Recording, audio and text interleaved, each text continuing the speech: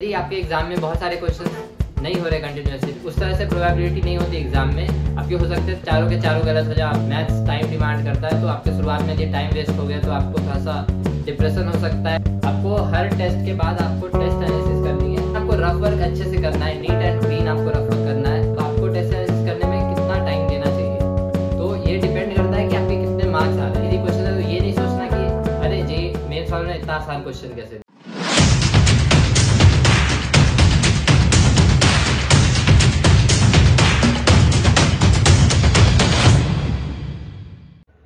तो hello guys, welcome back to our channel. और आज के इस वीडियो में आपको बताने वाला मॉक टेस्ट के बारे में।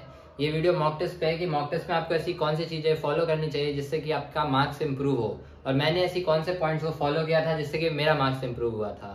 तो पहला है टेस्ट एनालिसिस। आपको हर टेस्ट के बाद आपको टेस्ट एनालिसिस करनी है, और इसमें क्वेश्चन आता है कि कब करना है। आपका जब टेस्ट खत्म हो, आप कोशिश करो कि उसी दिन आप अपना टेस्ट एनालिसिस खत्म कर दो, या फिर मैक्स टू मैक्स आप अगले दिन खत्म कर दो। क्योंकि जब आप टेस्ट देते हो आपके माइंड में सारे क्वेश्चंस फ्रेश होते हैं, आपको पता होता है आप कौन से क्वेश्चंस में टाइम लगा के आए हो, कौन सा क्वेश्चन आपको हार्ड लगा था। लेकिन जैसे जैसे टाइम बीत जाता है तो आपको वो सब चीजें दिमाग से जाने लगती है। तो आप कोशिश करो कि उसी दिन या नेक्स्ट डे आप टेस्ट एनालिसिस कर लो। और दूसरी बात की कैसे करनी है, तो कैसे करनी है तो उसके लिए आप एक A4 साइज पेपर लो, उस पर बहुत सारे कॉलम बनाओ जिनमें आप देखो कि कौन से आपकी सिली मिस्टेक हो रही है, कौन सी आपकी क्वेश्चंस ऐसे हैं जो कि आपको कॉन्सेप्ट नहीं आते थे तो कॉन्सेप्ट ना आने के कारण आपके गलत हुए हैं, कौन से क्वेश्चंस में आपने तुक्का लगाया, गेस वर्क किया है। और कोई क्वेश्चंस ऐसे होंगे जिसको आप कोई एक ट्रिक ला के यूज करके, कोई ट्रिक यूज करके आप सॉल्व कर दिए होंगे। तो उन क्वेश्चंस को आप प्रॉपर टेक्निक से सॉल्व करके देखो कि प्रॉपर टेक्निक से वो क्वेश्चन कैसे सॉल्व होगा। और टाइम टू बी स्पेंट, मतलब आपको टेस्ट एनालिसिस करने में कितना टाइम देना चाहिए, तो ये डिपेंड करता है कि आपके कितने मार्क्स आ रहे हैं। तो यदि आपके कम मार्क्स आ रहे हैं तो आपको ज़्यादा टाइम देना पड़ेगा टेस्ट एनालिसिस पे, और यदि आपके मार्क्स बहुत ज़्यादा आ रहे हैं तो आपको कम टाइम स्पेंड करना पड़ेगा। तो आपके जितने मार्क्स आ रहे हैं आप उस हिसाब से अपना टाइम स्पेंड करो। और ये बहुत सारे बच्चे ऐसे होंगे जिनका मॉक टेस्ट में अच्छा मार्क्स आ रहा होगा वो मॉक टेस्ट की एनालिसिस नहीं कर रहे होंगे। तो यदि आप मॉक टेस्ट की एनालिसिस अभी नहीं करोगे तो असली एग्जाम में हो सकता है आपके साथ मोए मोए हो जाए। और जो भी आपके मॉक टेस्ट में मार्क्स आ रहे हैं आपको उसे दिल पे नहीं लेना। यदि आपके कम मार्क्स भी आ रहे हैं तो आपको चिंता नहीं करना, और आपको मेहनत करते जाना है, धीरे धीरे आपके मार्क्स इंप्रूव होंगे। Now the second point is easy questions. Exam में बहुत सारे इजी क्वेश्चंस आते हैं और हम इजी क्वेश्चंस को जल्दीबाजी में एकदम जल्दी जल्दी करने के कारण गलत कर देते हैं। तो इजी क्वेश्चंस को आपको अच्छे से करना है, मतलब इजी क्वेश्चंस में ये नहीं करना कि हाँ ये तो मुझे आता ही है, जल्दी जल्दी इसको निपटाओ। और लेकिन ये भी है कि टाइम आपको कुछ ज्यादा भी नहीं देना। इजी क्वेश्चन है तो ये नहीं सोचना कि अरे जी मेन सवाल में इतना आसान क्वेश्चन कैसे दे दिया। वो बहुत सारे आसान क्वेश्चन देते हैं बच्चों के लिए, तो आपको इजी क्वेश्चंस को अच्छे से हैंडल करना है। उसमें आपको माइनस नहीं करवाना, उसमें आपको तो +4 ही लेना है। और उसके बाद third point is rough work.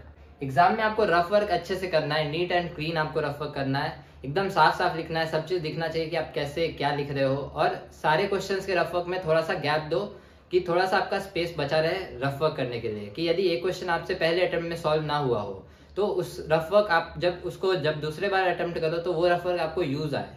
और रफ वर्क में आपको ऐसा नहीं सोचना है कि रफ वर्क एकदम छोटा छोटा करो। आपको एग्जाम में बहुत सारे पेपर मिलेंगे, आप पेपर एम्पल अमाउंट में मिलते हैं, आप छोटा छोटा लिखो या फिर कंजूसी मत करो पेजेस की।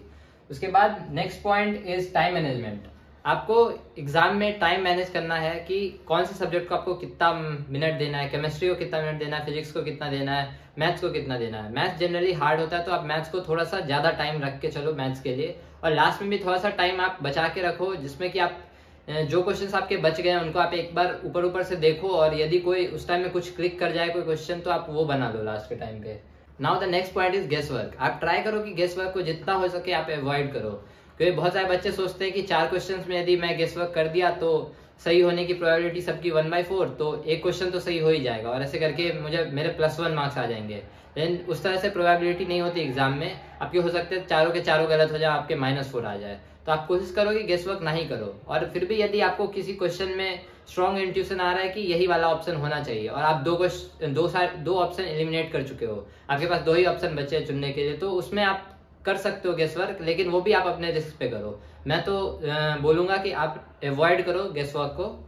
और उसके बाद नेक्स्ट लास्ट पॉइंट है पेपर अटेम्प्टिंग स्ट्रेटजी।